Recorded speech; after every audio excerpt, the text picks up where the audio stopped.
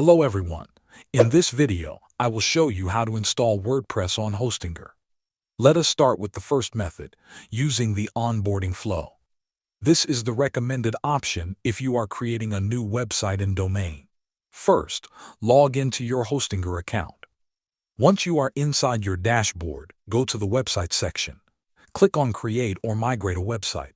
Then choose Create a new website. You will be asked to select a platform. Choose WordPress.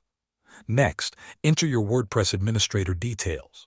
Type in your email address, choose a username, and create a strong password. Make sure you save this information because you will need it to log in later. Now, select your domain name. You can use a domain you already own, register a new one, or use a temporary domain. After that, follow the prompts. You can select your website type, choose a theme, and add recommended plugins. If you prefer, you can skip these steps and customize everything later.